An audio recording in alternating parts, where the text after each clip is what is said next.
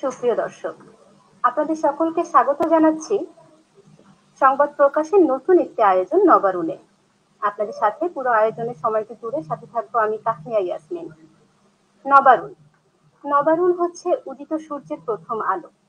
আমরা আমাদের এই অনুষ্ঠানে তরুণ, নবীন ও নতুন চিন্তা শক্তির মানুষদের সাথে কথা বলে থাকি এবং তাদের জীবনের গল্প শুনি, সফলতার গল্প শুনি। তারুণ্যকে তো আসলে কোনো বয়সের ফ্রেমে বেঁধে রাখা যায় না। তো আমরা চেষ্টা করি যাদের প্রবল ইচ্ছা শক্তির দ্বারা নতুন কিছু করে দেখানোর সাহস রাখে তারাই মূলত নবীন, তারাই মূলত তরুণ এবং আমাদের অনুষ্ঠানে নবারুণ। আজ আমাদের আয়োজনে যুক্ত হয়েছেন তেমনই একজন তরুণ সমাজসেবক, জনাব মোহাম্মদ আদনান হোসেন। আদনান হোসেন ইটস হিউম্যানিটি ফাউন্ডেশনের একজন প্রতিষ্ঠাতা ও সংগঠক। 2010 সালে প্রতিষ্ঠিত এই সংগঠনটি মূলত দেশের সুবিধাবঞ্চিত শিশুদের শিক্ষাদান এবং তাদের মায়েদের বিভিন্ন প্রশিক্ষণের মাধ্যমে স্বাবলম্বী করে তোলার চেষ্টা করছে এবং এই সমস্ত কাজই তিনি করছেন সম্পূর্ণ বিনামূল্যে। ইতিমধ্যে আদনান হোসেন দেশি এবং বিদেশি বিভিন্ন সম্মাননা অর্জন করেছেন। আদনান হোসেন, কেমন আছেন আপনি? কেমন চলছে আপনার যাবতীয় দিনকাল? Thank you. আমি ভালো আছি আলহামদুলিল্লাহ। এবং আপাতত করোনার মধ্যে আসলে আমরা সবাই যাচ্ছি, তো আলহামদুলিল্লাহ এর মধ্যেও ভালো আছি। কাজ অনেক ব্যস্ত রাখে, সো দিন সকাল কখন থেকে দুপুর, দুপুর কখন থেকে রাত হয়ে যায় বোঝা যায় না। তবে আলহামদুলিল্লাহ অনেক ভালো আছি। বেশ ভালো। আমরা আপনার ফাউন্ডেশন সম্পর্কে জানতে চাইবো, কিন্তু প্রথমেই জানতে চাইবো আপনার ছেলেবেলা, আপনার শিকড়, আপনার জন্ম, আপনার বেড়ে ওঠা আমাদের সাথে শেয়ার জি, করবেন। আমি বড় হয়েছি সৈয়দপুরে, নীলফামারী জেলার সৈয়দপুর, ছোট্ট একটা শহর।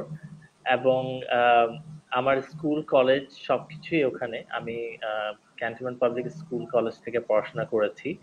আমার পুরো জীবনটাই ওখানে অতিবাহিত হয়েছে ওই আহ, একদম ছোটবেলা, কৈশোরবেলা, ওই সময়টাতে।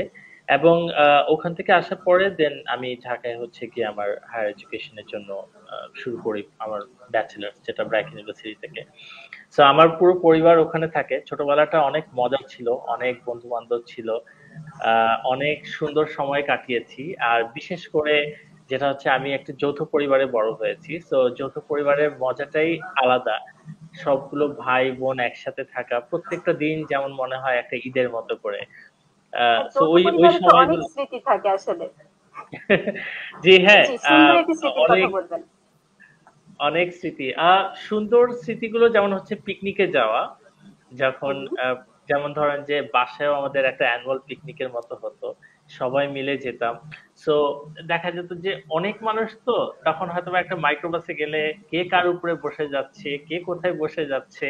সো খুব মজা করতে করতে, গান করতে করতে আসলে পিকনিকে যাওয়া। তো ওই সময়গুলো আসলে অনেক সুন্দর একটা মেমোরি। এবং আসলে বেড়ে ওঠাতে বা আমার কাজের ক্ষেত্রে বা আমার আমার মধ্যে যে এই মানবিক গুণগুলো নিয়ে আসতে আসলে আমার এই ছেলেবেলাগুলো অনেক হেল্প করেছে। এই স্মৃতিগুলা থেকেই হয়তোবা আমি আজকের এই মানুষটা। বেশ ভালো। আমরা আপনার ছেলেবেলা জানতে পেরেছি। আমি প্রশ্ন করতে চাচ্ছিলাম যে যখন যৌথ পরিবার থাকে তখন খাওয়ার টেবিলে, আমি নিজের অভিজ্ঞতার জন্যই জানি যে খাওয়ার টেবিলে একটু অন্যরকম মজা থাকে। তো আপনি যদি তেমন কোনো স্মৃতি আমাদেরকে বলতেন, কি ধরনের মজা হতো আহ আপনাদের খাওয়ার টেবিলে?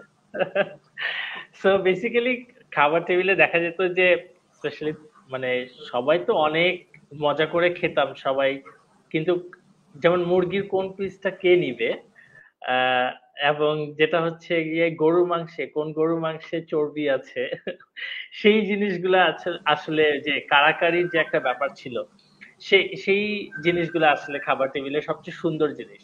এবং ভাই বোনের মধ্যে যে আচ্ছা ঠিক আছে, আমার ছোট ভাই চেয়েছে, আমার বড় ভাই চেয়েছে, আমি এটা ছেড়ে দেই, এটা কিন্তু নট স্যাক্রিফাইস বা compromise, it's a love and affection আমার ভাই বোনের একদম। প্রতি। তো ওই জিনিসগুলো আসলে অনেক সুন্দর একটা জিনিস যৌথ পরিবারের। আপনি পরিবার খুঁজে যৌথ পাবেন। হলে আসলে আমরা এই বিষয়টা শিখতে পারি যে জি, শেয়ারিং জিনিসটা, স্যাক্রিফাইস জিনিসটা, এটা আমাদের অটোমেটিক্যালি চলে আসে ভেতরে। হ্যাঁ, ধন্যবাদ। অফকোর্স। জি, আমরা জানতে চাইবো আপনার প্রতিষ্ঠান সম্পর্কে এবার।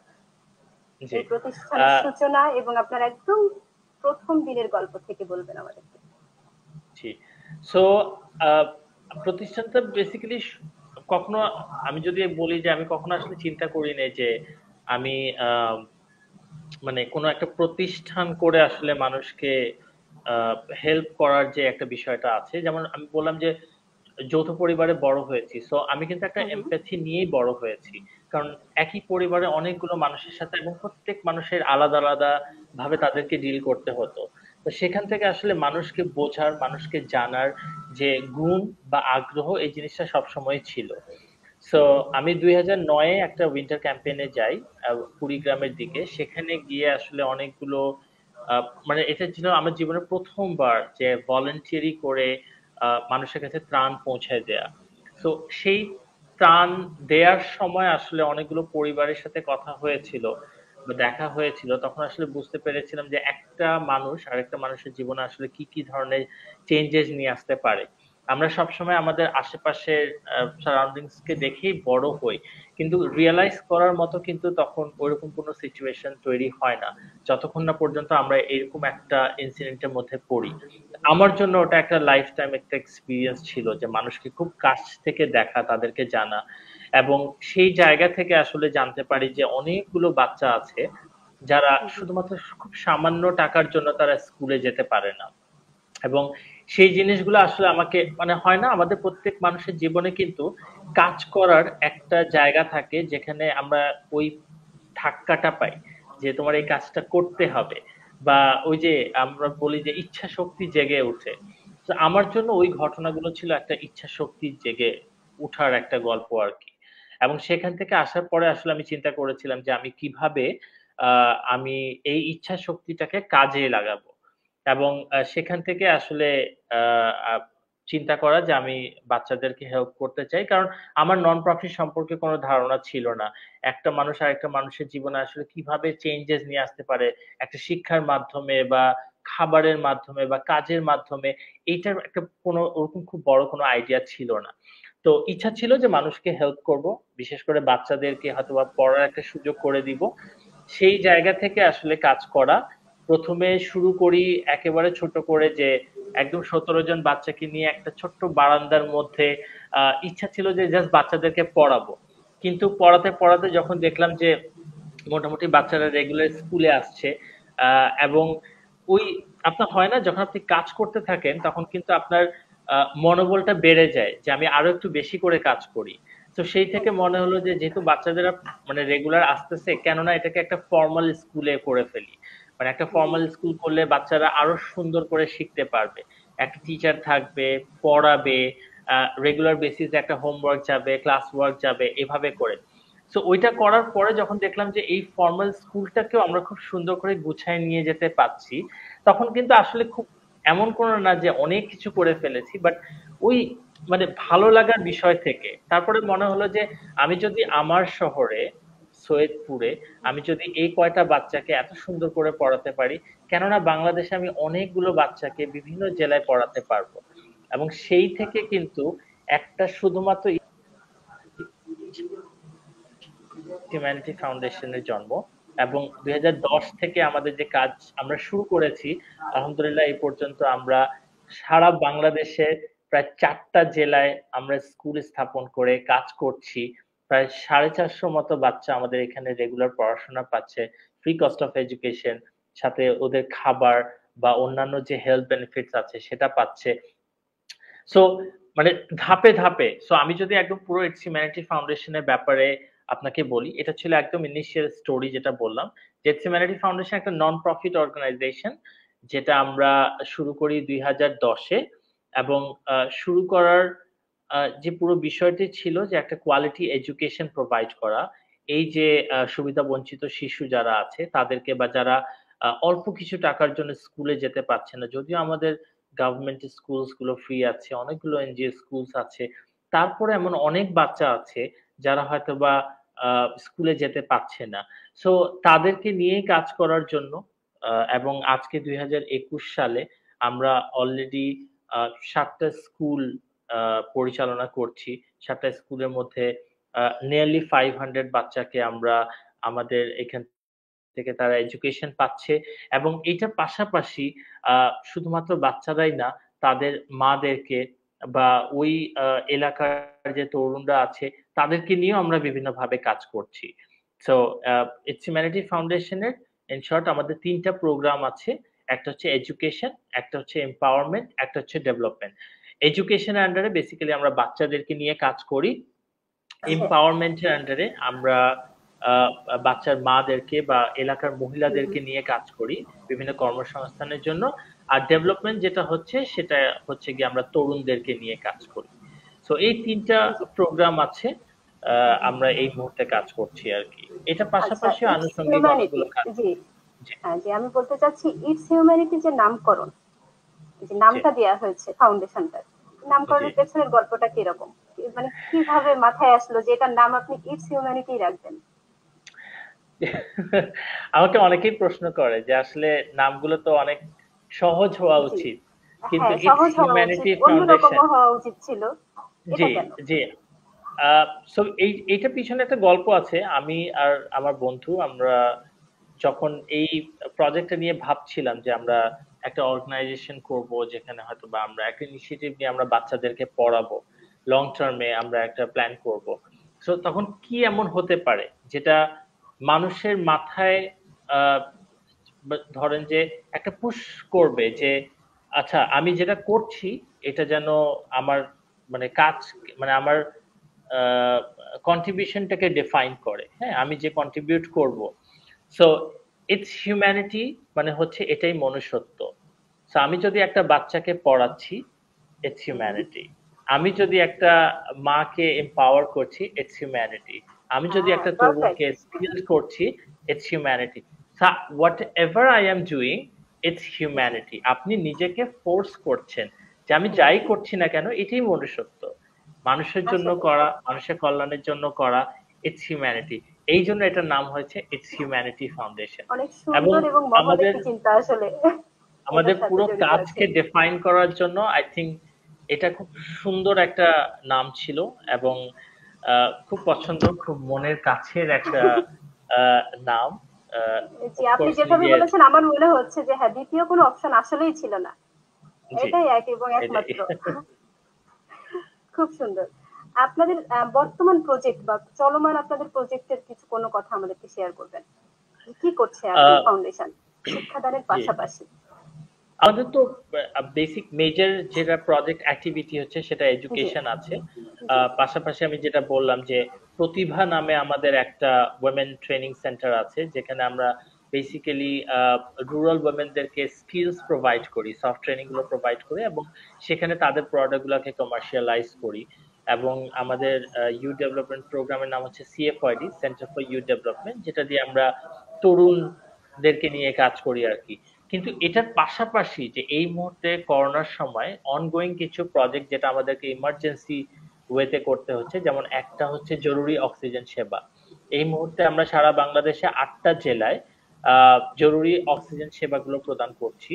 যেমন ফ্রি অক্সিজেন সার্ভিস, বিভিন্ন যারা মানে যেহেতু আমাদের প্রত্যেকটা জেলায় একটা অক্সিজেনের সংকট আছে, আমাদের ভলান্টিয়াররা হচ্ছে গিয়ে অন কল বেসিসে 24 আওয়ার সার্ভিস প্রোভাইড করছে, যে যার যেখানে প্রয়োজন হচ্ছে সেখানে অক্সিজেন সেবাগুলো নিয়ে চলে যাচ্ছে এবং মানুষকে এমন অনেকগুলো স্টোরি আছে যখন শুনি যে আমাদের অক্সিজেন দেয়াতে ওই মানুষটা বেঁচে গিয়েছে বা আমরা তাকে কিছুটা সময়ের জন্য ধরে রাখতে পেরেছি যাতে করে সে হসপিটাল পর্যন্ত যেতে পারে।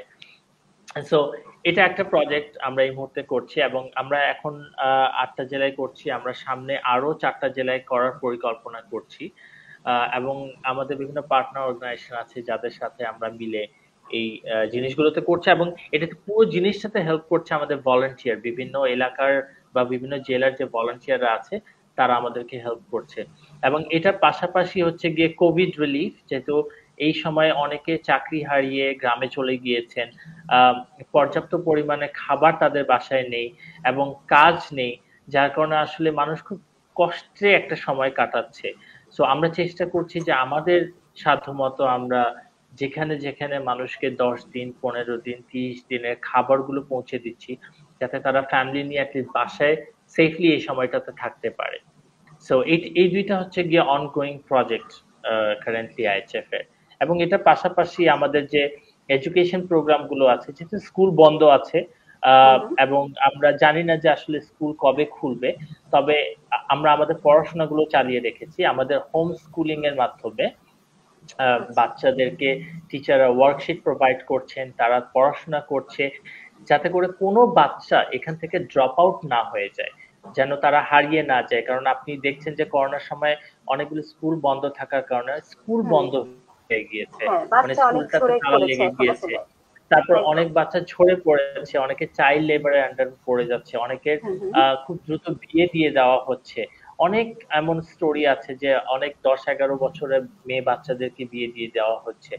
সো আসলে আমরা চেষ্টা করেছি যে আমাদের স্কুলে যে বাচ্চাগুলো আছে তাদেরকে যেন আমরা ধরে রাখি এবং তো আমরা ওইভাবে সেক্ষেত্রে কি করেই আপনারা তাদেরকে। অনলাইন কোনো প্রোগ্রামিং স্কুল বা এমন কিছু করছেন নাকি কিভাবে প্রোভাইড করছেন এই সময়টাতে করোনাকালীন সময়ে? জি। সো বেসিক্যালি যেটা দেখা যায় যে এই সুবিধাবঞ্চিত যে ফ্যামিলি গুলাও আছে তাদের কাছে তো আর ধরেন যে এই ধরনের ট্যাব বা না, না। স্মার্টফোনের সুবিধা নেই। সো হুম, হুম। আমরা যেটা করেছি যে আমাদের যারা বড় বাচ্চারা আছে যেমন 6, 7, 8 এ যে বাচ্চাগুলো আছে তাদেরকে আমরা দেখা গিয়েছে ট্যাব প্রোভাইড করেছি। যে তাদেরকে হুম, হুম। ট্যাবের মাধ্যমে যেমন ২ টা বা ৩ টা বাচ্চা আছে, একই এলাকাতেই তো থাকে। সো ওদেরকে ট্যাব প্রোভাইড করেছি যাতে করে ওই ৩ টা বাচ্চা একটা ট্যাব ইউজ করতে পারে। সো যখন ক্লাস হবে, যেমন যখন কোনো টিচার ক্লাস নিচ্ছে তারা যেন ৩ জন একই ট্যাবের মধ্যে পড়াশোনাটা দেখতে পারে বা লেকচারটা শুনতে পারে। আবার যারা ছোট বাচ্চা আছে তাদের বাসায় টেলিফোন আছে। সো তাদেরকে ফোন করে যে তুমি পেজ নাম্বার এত বের করো বা তুমি দেখো যে এই জায়গায় এটা লেখা আছে এটা একটু পড়ে আমাকে শোনাও। সো যে রিডিং পড়ছে বা একটু লিখে হুম, হুম। দেখাও আমাকে। এবং আমরা কমিউনিটি টিচার ঠিক করে দিয়েছি যে আমাদের প্রত্যেকটা টিচাররা তো এলাকা ভিত্তিকই আসে। সো ওই টিচাররা যাতে ওই এলাকায় থাকা অবস্থায় তারা যেন বাচ্চার যে হোমওয়ার্ক গুলো আছে তারা যেন দেখতে পারে এবং খুব ছোট বাচ্চাদের জন্য আমরা ওয়ার্কশিট করে দিয়েছি, টিচাররা বাসায় বসে একদম পুরো ওয়ার্কশিট রেডি করে দেয়। এটা পেরেন্টসদেরকে আমরা হচ্ছে গিয়ে হ্যান্ড ওভার করে দেই, পেরেন্টসরা হচ্ছে গিয়ে আবার বাচ্চাদেরকে দিয়ে ওই হোমওয়ার্ক গুলো করে আবার হচ্ছে গিয়ে টিচারদের কাছে জমা দিয়ে দেয়। সো খুব সুন্দর ছোট ছোট পদ্ধতি ইউজ করে বাচ্চাদেরকে ধরে যতটা রাখা। সহজে করা যায় আরকি বিষয়টা। জি, চেষ্টা এইভাবেই। করছেন। জি, জি, জি। ১ম থেকেই বাচ্চাদের আগ্রহটা কতটুকু আছে বলে মনে করছেন? যে আপনি তো মাত্র ১৭ জন স্টুডেন্ট নিয়ে শুরু করেছেন জি, এবং এটা একদম ব্যক্তি প্রচেষ্টাই ছিল। তো সেই এক্কেবারে। প্রতিবন্ধকতাটা কেমন ছিল? আপনার সূচনা লগ্ন থেকে মনে হতো যে ১৭ জন স্টুডেন্ট নিয়ে কতদিন কন্টিনিউ করতে পারবেন কি পারবেন না? এরকম কোনো বিষয় কাজ করেছে কিনা আপনার কাজের ১ম দিকে? আসলে যখন বাচ্চারা আসা শুরু করে তখন আসলে আপনার মানে আগ্রহটা অনেক বেড়ে যায় যে আরো বাচ্চা আসবে, আরো বাচ্চা আসবে। কিন্তু বাচ্চাদেরকে ধরে রাখার একটা বিষয় থাকে। কারণ তারা তো আর খুব এমন কোনো ফ্যামিলি থেকে আসে নাই যে ফ্যামিলিতে জি, ধরেন যে সেটাই। এনাফ ফুড আছে বা এনাফ রিসোর্সেস আছে। সো বাচ্চাদেরকে একটা মানে ইনসেনটিভ দেয়া হতো। যেটা হচ্ছে গিয়ে আপনার টিফিন প্রোভাইড করা হতো, ফ্রি স্টেশনারিজ প্রোভাইড করা হতো। সো ওটাতে ওদের একবেলা একটা মিল পাবে। খুব ছোট করে হুম, যখন হুম। শুরু করেছিলাম তখন তো আসলে এমন কোনো ফান্ডিং ছিল না। সবকিছু একটা পার্সোনাল বেসিসেই ছিল। একটা সিঙ্গারা দেয়া হতো বা হচ্ছে গিয়ে মাঝে মাঝে গিয়ে আমরা হয়তোবা চকলেটের ব্যবস্থা করতাম। সো ওইটার জন্যই বাচ্চারা আসতো এবং এই যে খেলার ছলে তাদেরকে পড়ানো, ওই সময়টাকে তাদেরকে এমনভাবে দেখানো হতো যে তারা এখানে আসতেছে মানে আ ধরেন যে খেলা করতে। ওই খেলার ছলে আমরা ওদেরকে পড়াতাম, ওদেরকে ধরে রাখতাম। সো আগ্রহটা বাচ্চাদের দেখেন বাচ্চাদের আগ্রহ কিন্তু সবসময়ই থাকে। ওদেরকে একটা হুম, হুম। সঠিক জায়গা এবং সঠিক গাইডলাইন এর প্রয়োজন হয়। আমার মনে হয় যে ওই জায়গাটা দিলে যেকোনো বাচ্চা যেকোনো সিচুয়েশন এ তারা শিখতে হুম, কিন্তু হুম। কারণ বাচ্চাদের মধ্যে শেখার আগ্রহটা অনেক বেশি থাকে। এটা হচ্ছে যে আমি কিভাবে শিখাচ্ছি এইটা কিন্তু অনেকটা ডিপেন্ড করে বাচ্চাদেরকে ধরে রাখা স্কুলের মধ্যে বা তাদের আগ্রহটা বাড়ানো। আচ্ছা, আপনি তো ২০১০ সালে শুরু করেছেন এই প্রতিষ্ঠানটা। জি। তখন আপনি আরো বেশি ইয়াং ছিলেন, আরো বেশি তরুণ ছিলেন। আমার যতদূর মনে হয় আপনি তখন স্টুডেন্ট জীবনের একেবারে ১ম পর্যায়ে। তো তখন এই ধরনের একটা প্রজেক্ট হাতে নিয়া এতগুলো বাচ্চাকে এই ধরনের টিফিন সরবরাহ করা যেটা আপনি করছেন। তো এই অর্থায়নটা তখন কিভাবে আসতো? আপনি কিভাবে আচ্ছা। মেইনটেইন করতেন এগুলো? শুরুর দিকে যেহেতু আলহামদুলিল্লাহ আমি একটা প্রিভিলেজ ফ্যামিলি থেকে এসেছি এবং হুম, হুম। আহ, সো আমার ফ্রেন্ড সার্কেল বা যারা আমার আশেপাশের শুভাকাঙ্ক্ষী ছিল তারা সবসময়ই চাইতো যে মানে যখন আমি কাজটা শুরু করি সবাই অনেক অ্যাপ্রিসিয়েট করে যে না এই জিনিসটা করো, আমরা তোমাকে হেল্প করব। বাট শুরুর দিকে গল্পটা ছিল যে আমার পকেট মানিটা ইউজ করেই পড়াতাম, কারণ তখন আচ্ছা। তেমন কোনো খরচ ছিল না। আমরা যে হুম। জায়গায় ক্লাস করাতাম সেটা ভাড়া ছিল মাত্র 500 টাকা। এবং সেই জায়গায় হচ্ছে গিয়ে মোটামুটি স্টেশনারিজ বা অন্যান্য জিনিস যেগুলো করতাম। তো যেহেতু একটা টাউন এলাকায়, তো এমনিতেও ধরেন যে জিনিসপত্রের দাম কম ছিল। তো আমরা ওই দেখা যেত যে বাচ্চাদেরকে জিনিসগুলো কিনে দিতাম বা ইয়ে করতাম, তো ফ্রেন্ডরা টাকা মিলাই দিয়ে দিতাম। আহ এবং যেটা হচ্ছে যে আরো কয়েকজন শুভাকাঙ্ক্ষী ছিল, তখন যখন দেখে যে কাজের প্রোগ্রেসটা হচ্ছে তখন তারা ধীরে ধীরে ছোট ছোট অ্যামাউন্ট দিয়ে হেল্প করা শুরু করে। এবং ঠিক সেই থেকে হচ্ছে গিয়ে মানে অর্থায়নের জিনিসটা শুরু হয়। এবং এরপরে এখন আলহামদুলিল্লাহ দেখা যাচ্ছে যে আমরা অনেক কর্পোরেটের সাথে কাজ করছি। আমরা ওই আস্থাটা অর্জন করতে পেরেছি আমাদের কাজের মাধ্যমে, যাতে করে মানুষের ওই কন্ট্রিবিউশনটাকে আমরা সঠিকভাবে কাজে লাগিয়ে এই যে বাংলাদেশের জন্য আহ, আহ, একটা ভবিষ্যৎ প্রজন্মকে আমরা দাঁড় করাচ্ছি আমাদের অর্গানাইজেশনের থ্রুতে। স্টুডেন্টদের নিয়ে আপনার ভবিষ্যৎ পরিকল্পনা কি? তারা কোন কোন পেশায় যাবে? তারা আপনার ফাউন্ডেশনে থাকবে নাকি বাহিরে চলে যাবে? বা এ ধরনের তাদের কর্মসংস্থান নিয়ে আপনি কি ভাবছেন? সো আমরা তো যখন থেকে শুরু করেছি, আমাদের যেমন সৈয়দপুরে আমাদের প্রথম স্কুল ছিল। তো সৈয়দপুরে জি। আমাদের প্রথম স্কুলটা বেসিক্যালি একদম প্লে থেকে যেহেতু শুরু করেছি, এই জন্য আমাদের এখন ওটা ক্লাস 8 পর্যন্ত আছে। সো আমার ইচ্ছা অবশ্যই আছে যেটা ক্লাস 9 হবে, 10 হবে। আমাদের বাচ্চারা এখান থেকে এসএসসি দিবে, এইচএসসি দিবে, এবং ইচ্ছা আছে আমাদের ইউনিভার্সিটি করার। আমি জানি যে সব বাচ্চা, মানে আমি যদি খুব রিয়েলিস্টিকলি চিন্তা করি, সব বাচ্চা তো আহ ধরেন যে ওয়েট করবে না যে কখন তারা গ্রাজুয়েট হবে, তখন তারা চাকরি পাবে, তখন তারা ফ্যামিলিকে সাপোর্ট করবে। সো হয়তোবা কারিগরি শিক্ষার মাধ্যমে ভবিষ্যতে গিয়ে এই বাচ্চাদেরকে একটা সার্টেন এজের পরে কারিগরি শিক্ষা দিয়ে আমরা জব প্লেসমেন্ট করতে পারবো। আবার অনেক বাচ্চা হবে যে, কারণ স্বপ্ন দেখতে তো আর বাধা নেই যে আইএচএফ এর একটা ইউনিভার্সিটি হবে। ইনশাআল্লাহ হবে। আমরা অনেক ইনশাআল্লাহ। সময় লাগবে কিন্তু অবশ্যই আমরা এটা করব। বাট ততক্ষণ পর্যন্ত ইচ্ছা আছে যে হ্যাঁ, আমাদের এখান থেকে বাচ্চারা এসএসসি এইচএসসি তারা দিতে পারবে। এবং এর আগে যে বাচ্চাগুলো বড় হয়ে গিয়েছে, যাদেরকে হয়তো বা আমরা, যেমন আমাদের যখন ক্লাস 5 পর্যন্ত ছিল, ফাইভের যে বাচ্চাগুলো ছিল তখন আমরা ক্লাস 6 শুরু করি নাই। তা আমরা বাচ্চাদেরকে অন্য স্কুলে ভর্তি করে দিয়েছি, এবং আমাদের দায়িত্বে তাদের পড়াশোনার খরচগুলো আমরা বহন করেছি। তো এখন যেমন আমাদের ক্লাস 8 পর্যন্ত আছে, 8 এর বাচ্চা যখন পাশ করবে, আমরা যেহেতু ক্লাস 9 এর রেজিস্ট্রেশনের জন্য অ্যাপ্লাই করছি, তো আমরা বাচ্চাদেরকে অন্য স্কুলে ক্লাস 9-এ ভর্তি করে দিব। এবং ওই বাচ্চারা তাদের পড়াশোনা কন্টিনিউ করবে, তাদের পড়াশোনার যে এক্সপেন্সেস গুলো আছে সেগুলো আমরা বহন করব। একটা সময় যখন আমাদের এখান থেকেই পড়াশোনা করবে, আমাদের এখানেই ইউনিভার্সিটিতে পড়াশোনা করবে। সো ইচ্ছা আছে। এবং অনেক, যেমন আজকে আমি আদনান, আমি এক্স হিউম্যানিটি ফাউন্ডেশনের চেয়ারম্যান।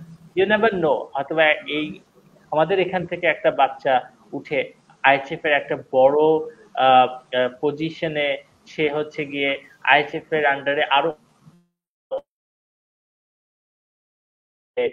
পড়াশোনা করাতে পারবে।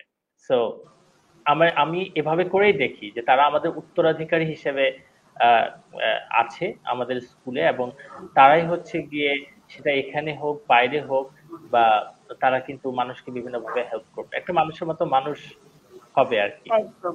ইনশাআল্লাহ তারা মানুষের মতো মানুষ হয়ে উঠবে। আপনি ইনশাআল্লাহ। তো স্টুডেন্ট জীবনে বা ছাত্র জীবনে এই প্রজেক্টের কাজ শুরু করেছেন। তো জি। সেক্ষেত্রে কি আপনার লেখাপড়া জীবনে কোনো বাধা এসেছে বা লেখাপড়া সাময়িকভাবে বন্ধ হয়েছে? যেহেতু আপনি পুরো মনোযোগটাই আপনার এই কাজটাতে দিয়েছেন।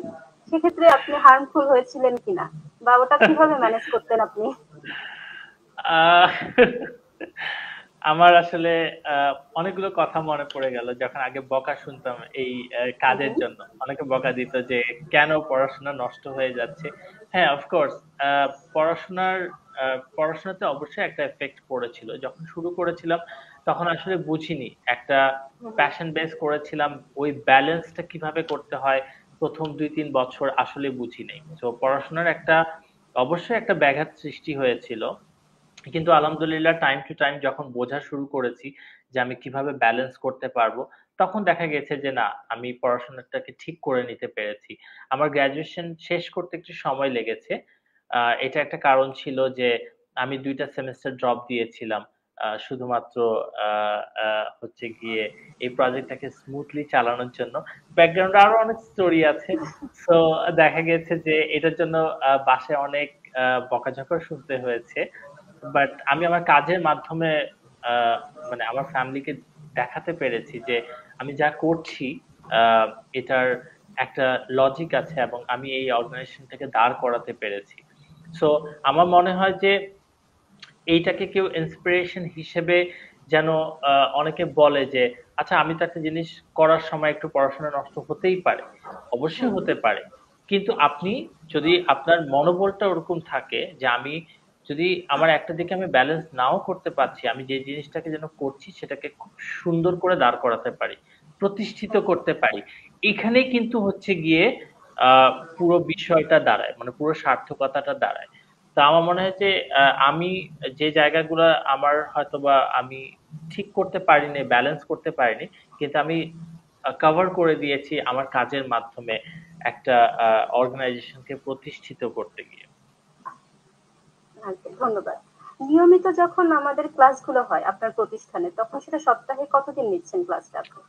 ব্যালেন্স আমাদের করছেন ৬ দিন, কিভাবে? ৬ দিন ক্লাস ৬ দিন। হয় এবং আমরা আচ্ছা। গভর্নমেন্ট, যেহেতু আমরা এনসিটিবি কারিকুলাম হুম, ফলো হুম। করি তো, সো আমরা গভর্নমেন্ট অনুযায়ী যেভাবে একটা বাচ্চা পড়ে একটা গভর্নমেন্ট স্কুলে বা একটা প্রাইভেট স্কুলে, হুম, হুম। প্রত্যেকটা জিনিস সেম ভাবে ছুটি মেইনটেইন করে পড়াশোনার সিস্টেম, এক্সামের সিস্টেম, অ্যাসেসমেন্ট সিস্টেম, প্রত্যেকটা জিনিস সেম ভাবে করা হয়। আচ্ছা, সিলেবাসটাও তার মানে সরকারি সিলেবাস ফলো করছেন আপনারা? সরকারি নিয়ম অনুযায়ী আমরা ফলো করি। প্রত্যেকটা স্কুলের আলাদা করে সিলেবাস করা থাকে। বাট গভর্নমেন্টের একটা গাইডলাইন দেয়া থাকে যে সিলেবাসটা কিভাবে করতে হবে।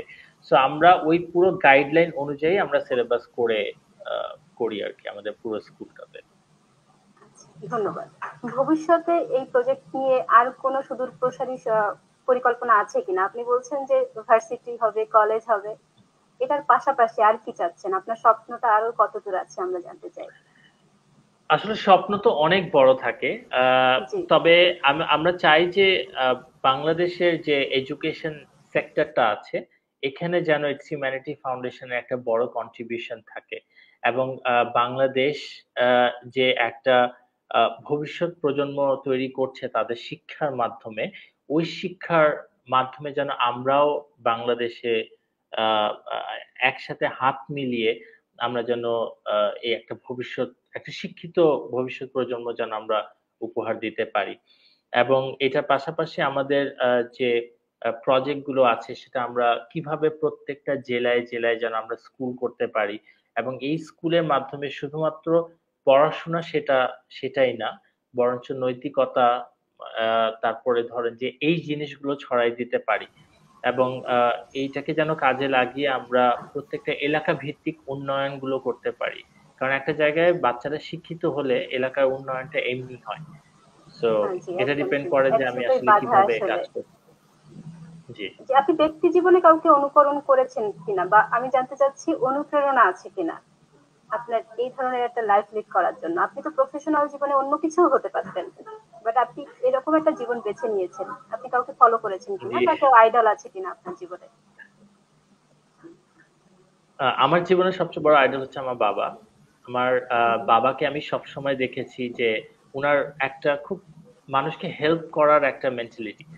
এবং আ যেমন ছোটবেলায় যখন আব্বুর সাথে বাইরে যেতাম, আ হয়তোবা কোথাও নেমে কোনো কিছু কিনতে গেলে কোথায় দরদাম করতে হবে এটা উনি জানতেন। যে আমার কার সাথে দরদাম করতে হবে জিনিস কিনতে গেলে। So it's a act of humanity. আ তেমন মানুষের সাথে কথা বলা বা কেউ যদি ভুল করে দিত, তাহলে ওকে আসলে মেরে যে বুঝাতে হবে, বকা দিয়ে বুঝাতে হবে জরুরি না। আমি তাকে যদি বুঝাতে পারি, আমি সবভাবেই বুঝাতে পারবো। সো আমার মনে হয় যে বাবার কাছ থেকে আমি সবচেয়ে আ সুন্দর যে জিনিসটা পেয়েছি, খুব গর্ব করে বলি সেটা হচ্ছে ধৈর্য।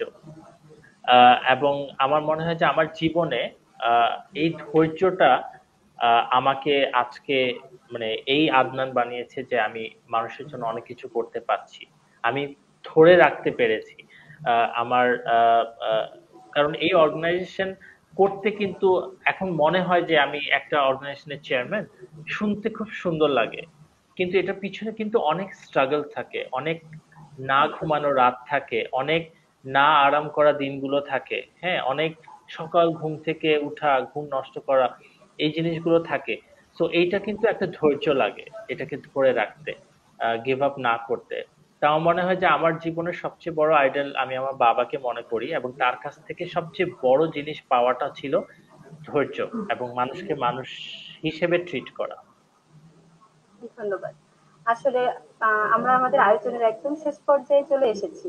আমি আপনার কাছে শেষে জানতে চাইবো আমাদের তরুণ নবীনরা যারা সমাজসেবী হয়ে উঠতে চাচ্ছে কিন্তু নানা কারণে পাচ্ছে না, প্রতিবন্ধকতা তো থাকেই মানুষের জীবনে, সেটা অর্থের অভাব হতে পারে বা সঠিক পরিকল্পনার অভাব। আপনি তাদের উদ্দেশ্যে কি বলবেন, কিভাবে তারা শুরু করতে পারে?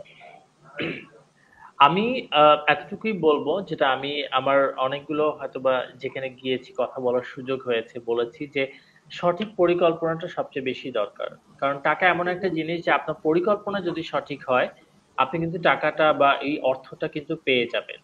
এবং ইটস জাস্ট যে আপনি আপনার পরিকল্পনাটাকে সুন্দরভাবে এক্সিকিউট করতে পারছেন কিনা। যেমন এমা ওয়াটসনের একটা কথা আছে যে পৃথিবীর সবচেয়ে কঠিন কাজ হচ্ছে নিজের স্বপ্নকে আরেকজনের চোখে দেখানো। ঠিক আছে? তো আমার মনে হয় যে আমি যদি আমার পরিকল্পনা সুন্দর থাকে, আমি আমার স্বপ্নটাকে আরেকজনকে দেখাতে পারবো। আর আরেকজনকে দেখানো মানে হচ্ছে আমি সেই জায়গা থেকে সব সাপোর্ট গুলো নিতে পারবো। কারণ টাকা এমন একটা জিনিস যে আপনার যদি কাজটা সুন্দর হয়, সেটা কিন্তু অটোমেটিক্যালি চলে আসে। তাই না? আমরা তো সমাজে দেখি যে অনেকে কাজ করতে চাচ্ছে। আর দ্বিতীয় জিনিস আমি বলবো যে এই যে আমি যদি প্যাশন ফিল করি, আমি যদি অ্যাকচুয়ালি ফিল করি যে আমি এই কাজটা করতে চাই, তাইলেই যাতে আমি আমার সময়, আমার অর্থ, আমার সবকিছু এটাতে ইনভেস্ট করি। যদি আমার কাছে, আমি যদি এই কাজটাকে ফিল করতে না পারি, আমার মনে হয় না যে এই কাজটা আমার করা উচিত। কারণ কাজ কিন্তু একটা ফিল করার বিষয় আছে। আপনি যে কোনো কাজ করেন না কেন, আপনি ইবাদত করেন বা আপনি কাজ করেন বা আপনি প্রেম করেন, so what ever it is, সবকিছু কিন্তু একটা ব্যাপার থাকে, যে অনুভূতির একটা ব্যাপার থাকে। আমার মনে হয় যে আমি যতক্ষণ পর্যন্ত আমার ওই কাজটাকে অনুভব করতে পারবো না, ততক্ষণ পর্যন্ত আমি ওই কাজে সার্থকতা খুঁজে পাবো না। সো এই দুটো জিনিস একদম। আমি মনে করবো যে আমার মনে হয় থাকা উচিত প্রত্যেকটা মানুষের মধ্যে যারা কাজ হ্যাঁ, করতে চায়। আশা করছি আপনার এই কথাগুলো প্রেরণা স্বরূপ নিবে, তারা অনেক অনুপ্রাণিত হবে যারা নতুন উদ্যোক্তা আছে এবং সমাজসেবী হিসেবে গড়ে উঠতে যাচ্ছে নিজেদের মধ্যে। আজকে আর কালকে ফোন করবো না, আশা করছি আপনি ভালো থাকবেন, আগামীর কোনো পর্বতে আবার আপনার সাথে কথা হবে আমাদের। আচ্ছা। সুপ্রিয় দর্শক, আমরা আমাদের আয়োজনের একেবারে শেষ পর্যায়ে চলে এসেছি। যারা এতটা সময় ধরে আমাদের আয়োজনকে উপভোগ করছিলেন, অসংখ্য ধন্যবাদ। মানবতার সাথে থাকবেন, সুন্দরের সাথে থাকবেন, সত্যের সাথে থাকবেন। সকলের জন্য শুভকামনা নিয়ে শুভ প্রার্থনার সাথে শেষ করছি। খোদা হাফেজ।